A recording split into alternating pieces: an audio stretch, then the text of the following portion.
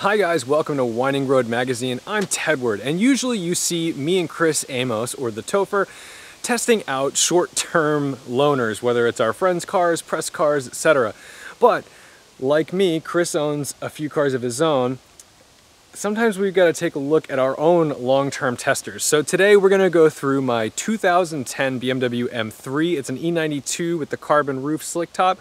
And really I want to discuss the things I like about it, don't like about it, but more importantly, the maintenance costs and what it costs to run this car on a day-to-day basis. I'm going to go put the POV hat on. Let's go for a ride. Oh, and please forgive me for the bird droppings. We have a water ban in my town and I'm respecting it, and the only car wash is a definitely not touchless car wash. I'll take the bird poop over the scratches. That competition package is actually my mom's car. We'll do a separate review of that one. But today, let's go talk about what it is to own a 60-ish thousand mile E92 M3. This one has 58,000 on it right now. I drive it every day and I drive it year round, so sometimes there's stuff in it. First, I want to talk about something that I notice every single day. These seats drive me a little bonkers because to push them forward, you do this, but it wrinkles the leather and it has a little hold, but it takes some breaking in to the point where it'll actually go forward enough to hold itself. So didn't really like the design of that. And you know, these seats kind of get like this immediately. There's a little bit of wear, but again, you know, I'm getting in and out of this car all the time. The WeatherTech mats I love because they protect my carpets, but I need to go through this with some dish soap because even if I just vacuum or dump it out, it still always looks dirty. So this car has comfort access, so I don't need to put anything in the key slot. I can just keep it in my pocket. Something I've noticed that on a very cold start, that startup process can take a little longer than you'd want. And I don't know if that's a symptom of a fuel pump or an idle control valve or something, but it always starts, but sometimes it just takes a half a beat longer than you'd expect it to. If it's warm, it just works. It's gonna throw service messages at me because I do oil changes every 5,000 miles, but I don't usually change the light, so it thinks I need to do services on the car. It also thinks I need to do a brake flush, which I've already done, and I'm doing another one this week. It's a heavy car, so on track, the ATE Type 200, which used to be the blue stuff, really is not strong enough, and that's why I'm going to be changing this over to the Motul RBF 660. I could have got away with the 600. I think anyone could probably get away with the 600 on track. I just didn't want to have to go through the process of purging the lines again in case the 600 failed.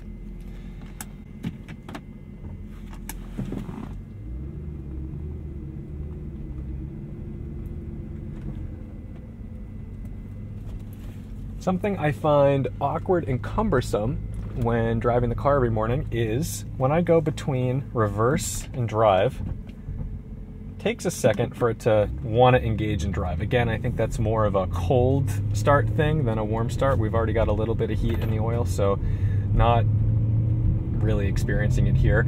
But if you have to, like, let's say back onto a busy road very quickly, slam it in drive and go, you might get hit. So I'm sure what you're really wondering is maintenance costs.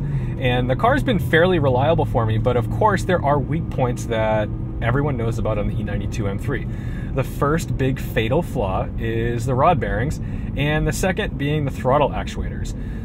Currently this is on the stock rod bearings. I've not changed them. I do perform Blackstone lab analysis on usually every other oil change, so every 10,000 miles. And that has shown no wear. Now, for every person that swears by a Blackstone lab oil analysis, there's going to be another person who thinks it tells you absolutely nothing. And, you know, there's always going to be a story where I did a Blackstone lab analysis and my rod bearing still failed. I'm sure that's possible. But for me, I like to just look and make sure that there's no additional lead or copper or aluminum in my oil, and that something else isn't going on. If there's a whole bunch of fuel in the oil, or if there's coolant, you know, those are just signs that there's gaskets wearing or other kind of issues going on. At about 56,000 miles though, I did have my throttle actuator fail, one of them. It was bank 2, which I think on most cars is bank 1, BMW's backwards. But the throttle actuator basically stopped working. It happened while I was just washing the car, started it up, got a ton of lights, very unhappy, and it was pretty clear that it was a throttle actuator. It was in limp mode, and the codes certainly indicated which actuator it was. So I went on to FCP Euro. I am not sponsored by them, but I like using them because they have a lifetime warranty. So I kind of figured, like, if these $600-ish throttle actuators individually fail again, then you know, I'll have them replace it for free. It's not a terribly difficult job to do, but you've got to remember that you've got all of the individual throttle bodies exposed while you're replacing these throttle actuators, which for me, I'm the type of person who will accidentally drop a nut in a throttle body and then it'll be a 10-hour job in magnets, and I really just didn't want to play that game. So I had my friend down at Wild Motorsport go ahead and do the job for me, and we filmed it. So that was fun to watch somebody who has done 100 of these do my throttle actuators. The next thing that happened was a wheel speed sensor died. And really, again, not a big deal. It's just a wheel speed sensor. But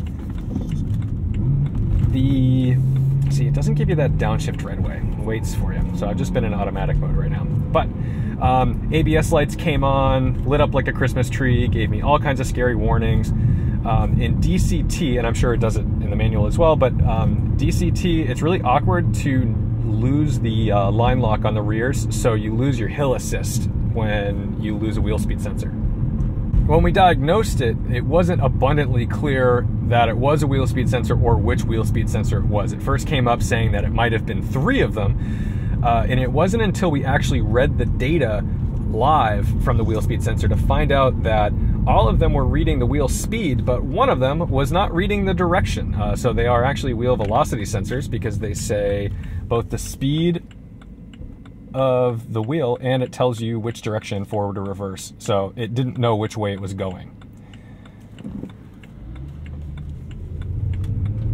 Now, other things that can go wrong in that system, you know, if you have a steering angle sensor go, you can get a similar type of result, and that's more expensive and obviously more of a pain to replace. But a wheel speed sensor was super easy. You know, I'll put a card up here because I replaced it. Not a big deal, and $40. So all said and done, the car is still pretty reliable. I mean, it starts every day. It doesn't give me much trouble. But that said, I mean, there are known weak points on the car that are going to cause you trouble, whether it's throttle actuators or potentially rod bearings. And the scary thing about the rod bearings is that you just don't know when it's going to happen. It could be at 50,000 miles. It could be at 150,000 miles.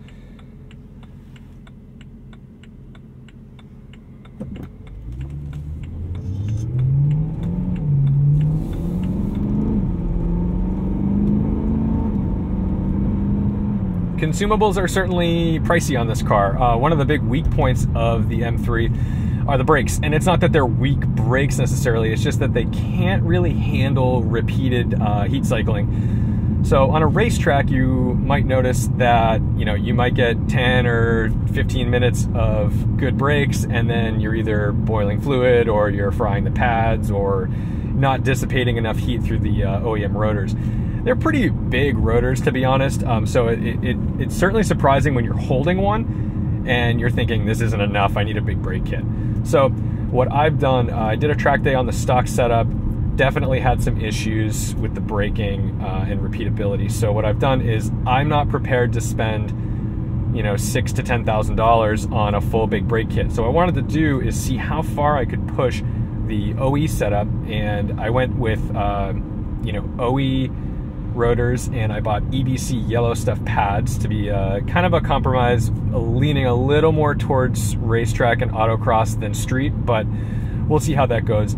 I also bought StopTech stainless steel lines in order to kind of reduce that flexible ballooning sponginess in the pedal. So for me, I'm constantly thinking about, you know, should I keep this car? Should I keep maintaining it? Should I keep adding consumables to it? Should I keep replacing tires and brakes and all this good stuff? Or should I go trade it for something used or new with a CPO or a new car warranty?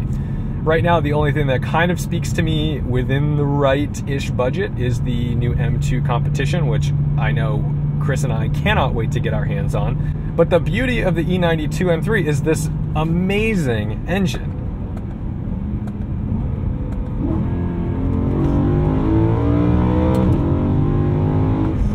I mean, an 8600, well, it's tuned, so like 85, 8600 RPM redline out of this little 4-liter V8. It's just a screamer, and it's really hard to let that go for something like a new M3, an F80, F82, or an M2. So it's just, there's something about this car that screams character, last of a generation, all that good stuff, and the steering feel is phenomenal in the car. The only thing is, because it's high-strung, it's a little bit cumbersome driving it around town. If you're not like a big spirited enthusiast driver, maybe that won't matter to you. For me, I noticed that I do miss a little bit of torque, and my E39 M5 has that torque. So when I drive that day to day, it's a lot more normal, I guess. You know, you get into the throttle a little bit, it goes. This car, you've got to wind it up a little bit. You don't get a whole lot out of it until you're, you know, over 3,500 RPM. I think the interior has held up pretty well. It stood the test of time. And I'm not talking about its quality of the leather or anything. I'm just talking about the appearance. I don't think it looks very dated. I think it's pretty classic. So I do think that this interior will kind of like be somewhat timeless. There's real buttons. You can touch things. Although the power button right here is starting to break off, which is really annoying.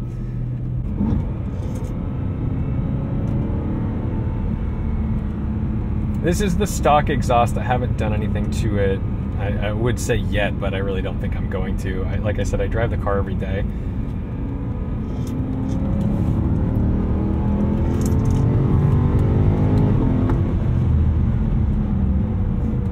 Plenty of brakes. But again, not repeatable. Very frustrating.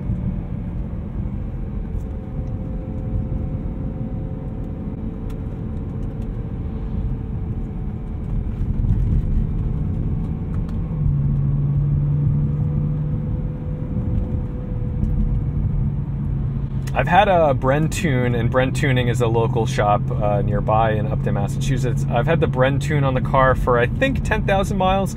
It's held up great. This is it tuned both the engine and the DCT transmission, so it's not a GTS tune on the transmission, but it's just a tick below that. Now, the reason I didn't opt for the GTS tune, and why a lot of times tuners don't recommend it, is the M3 GTS had an additional transmission cooler. So to ask this transmission to operate like a GTS transmission without the cooling that the GTS has, not really fair. You're probably going to see excessive temperatures and experience limp mode.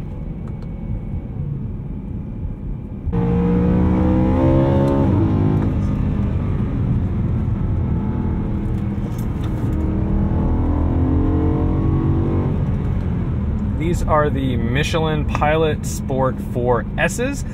I am super impressed with these tires. I just put them on about 2,000 miles ago. I previously had been running the Pilot Super Sports, which I thought I loved, until I felt these tires in the wet. Now, I did a track day with these tires about a week after I bought them, and it poured rain. These tires star the show. Honestly, I was blown away by how competent and communicative, and just the feedback was so abundantly clear that driving in the rain with these tires just made life simple. And I mean, I don't know what else there is to say. It's like when someone makes a really good product and it just works, you almost don't have anything to say but good. It worked. It just felt natural. Everything worked. So definitely thrilled with how these are operating in the dry.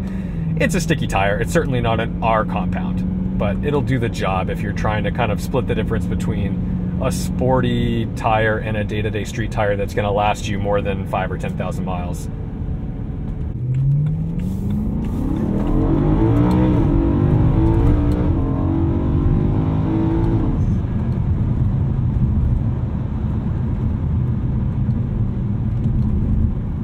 My friends always tell me that if I blow up this engine, I need to rebuild it and bore it out to the 4.4, because I think when they do that and they sleeve it and all that good stuff, they end up making close to 500 wheel, which is just bananas, which would be super cool to have that in a naturally aspirated 8,000 RPM package.